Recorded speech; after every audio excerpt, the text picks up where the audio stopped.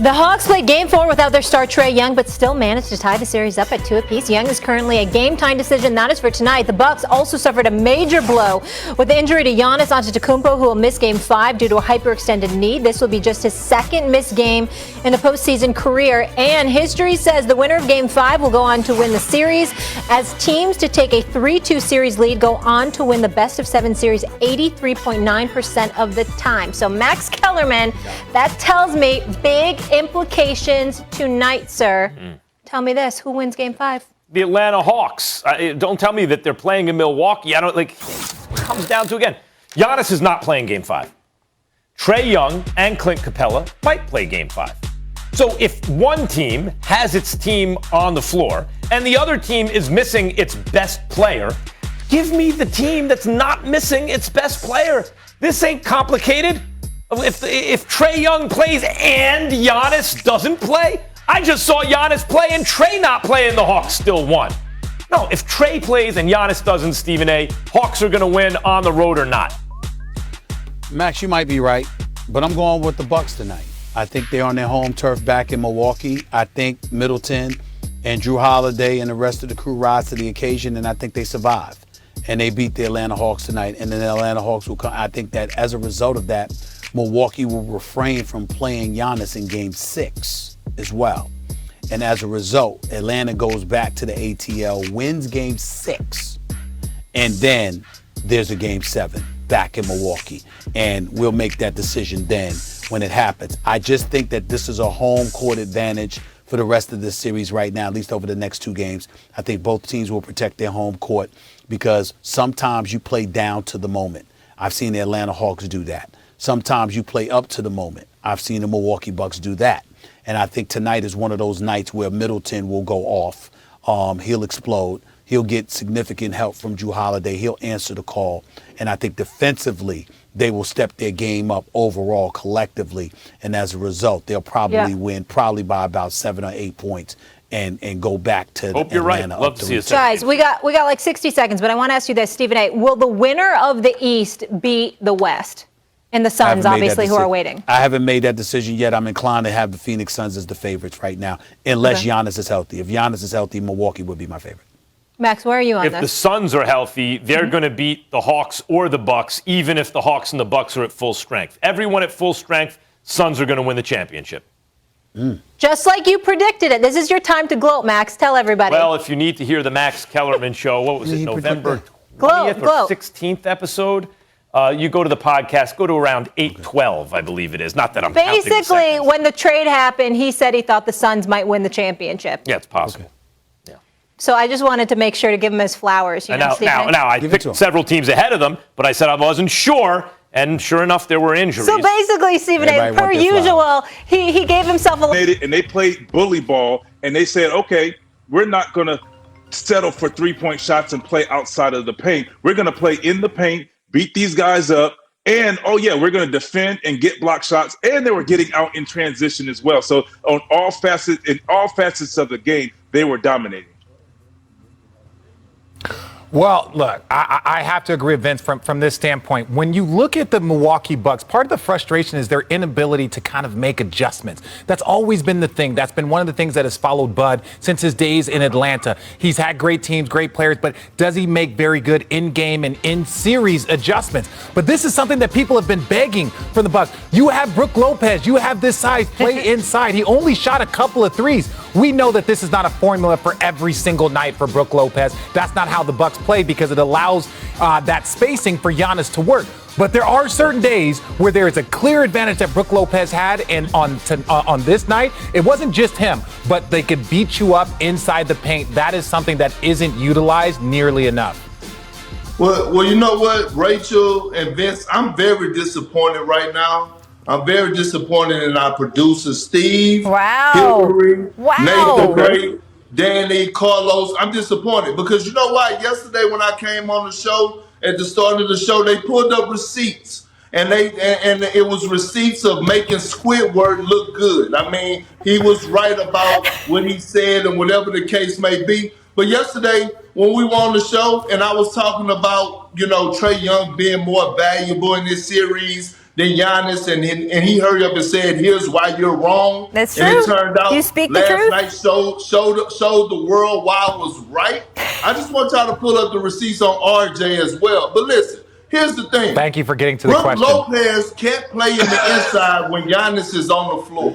That's period point blank. So the thing that I saw last night was I saw a team playing together on the offensive end. It was body movement, it was ball movement, it was, passing up good shots to get great shots. When Giannis is not on the floor, we can see the Brook Lopez of old, a former all-star dominating the paint, play around the perimeter. But when you have Giannis back on the floor, remember, Giannis is handling the ball at the top of the key, and everyone else is what? They're spacing out, even Brook Lopez, so that's doing a disservice to him. But last night, Brook Lopez changed back the hands of times, like I said yesterday on the show. Chris Middleton showed us why he's a Batman in my eyes, because he almost notched a triple-double. He did it in every form and fashion. 25 points, 26 points, 13 rebounds, down there with the trees, and 8 dimes. He was dishing that thing out everywhere. I just want to give my apology before this is a segment in from Richard Jefferson for saying I was wrong when I was right the whole time. Trae Young not playing on the road hurts the Atlanta Hawks. Yes. We cannot get fooled by Game 4 because we all know role players play better at home. Superstars play better at home and on the road. So what do you have to say about that, Squidward? Okay, I'll make it quick. The conversation. You take as long as you need. But Vince, I don't know if you were aware, but the conversation was this. Which one is a bigger impact? And I truly believe that Giannis's injury actually will impact who wins the NBA championship, where Trae Young might impact who wins this series. I think that is a very different thing. That's all I'm saying, Perk. But I don't think you needed to go down the line and call out every single producer. You could have just called out Carlos and left it there. You could have just called him out and just left everybody else out of it. We love you, Carlos. Love you, Carlos. Look, I did think the point you made somewhere in there, like 8 minutes ago, Richard, about adjustments. It is interesting to me that you are right. It's certainly something the Milwaukee Bucks as a team were criticized for last year once they reached the playoffs, and that Bud has been tagged for in his career, again, going back to Atlanta. But the adjustment they made last night was not one of the adjustments that they then spent this entire season practicing, right? Because they were working on so many new things during the season and being more flexible as a team with their schemes, that's how they ended up being the 3rd seed instead of being the number 1 seed that they had been in previous years. Well, guess what? All of that practice is not what led to last night because they never practiced without Giannis, right? Mm-hmm. So it was interesting to me that they made this adjustment completely on the fly. And it talks about a mindset change in the Milwaukee Bucks that may be a little bit different than just some of the scheming changes that we've been talking about all season. I do want to get to the Hawks because your point. I just want to say go ahead, Vince. real quick. Yeah. My only question is where do they go from here, though? That's my only question. If Giannis does play and come back, where do you go? How do you play now? Do you still feature Brook in the post? Because if you're featuring Brook in the post, if whoever is guarding Capella, I'm like, please, I'm going to sag. Please, Giannis, shoot the 3 for me. That's settle for that. You know? Yeah. So I'm just curious to see where do they go from here. Yeah, Giannis might not play Game 6. That might be a good thing for them. But if he plays, how do they respond, or how do they play from there?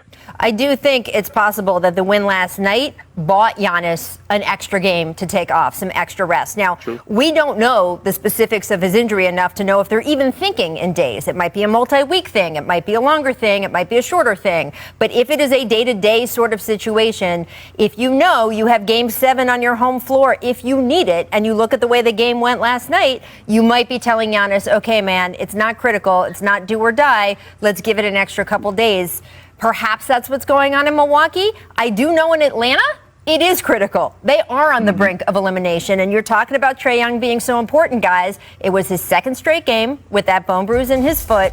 We saw him grimacing as he tested it out on the court before the game, so he just was not able to go. Perk, seeing as you have proclaimed from the mountaintop that Trae Young is everything to this team, how cautious should Atlanta be with their young superstar, especially since, and Vince, I'm sure you're going to chime in with this, we know Trae if he can play, he's going to try to play. So what do you think the franchise should do in terms of his overall health? Well, I think they should sit him out for the rest of the postseason. I mean, especially this series, for the simple fact he's 22 years old, right? It's going to be a short turnaround. You don't want to risk anything, any other type of injuries. On top of that, watching him in the pregame and watching him go through the little shoot around or pregame warm-ups, he was in pain. So I don't see a big difference in 48 hours that's going to help the situation. He's still going to be in pain for game 6 if they test it out. So I will protect this young superstar by all means necessary. Right now, they overachieved, in my opinion. The Hawks have something to build on. They're in the Eastern Conference Finals. Trae Young, this was his coming out party. He put the world on notice. If they lose this series to the Bucks, no one would care. They will still get the Hawks their flowers along with Trae Young. I would sit him out for the rest of this series. I would say this.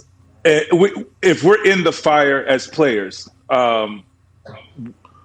we're that close to an opportunity to play in the finals. You want to see what you can get out of him as the players, out of yourself if you're injured for Trae Young. So I say, I understand what you're saying, Perkins, sitting him down. But my thing is, let's just see what 48 hours does for him. Mm-hmm. That's all I'm saying. Mm-hmm. And then from there, they evaluate him, and then you save that player from himself. We've talked about that. I've heard you all say it before. Mm-hmm. Sometimes we need the organization to step in and save us as players from ourselves because, by any means, Anthony Davis, he wanted to go play. KD, a couple of years ago in the final, the finals, wanted to go play and hurt himself. So, sometimes we need it. But you go out there, you see where you are, and they have to make the tough decision for him sometimes. Like, hey, Trae, we see you grimacing a little too much. We need to sit you out and see what game 6 brings us, and hopefully game 7 we try it again. But his energy, what Trae brings to the table, is important. I say to him, Trae, you do everything you need to do up until game day. Get your butt in the gym early. Mm-hmm. Go out there, test it out early, behind the scenes. Right. Not in front of the cameras, behind the scenes. Get your work in. If it's not, go back, get some treatment, then come back out in your shooting time, and you go from there, and the decision should be made then.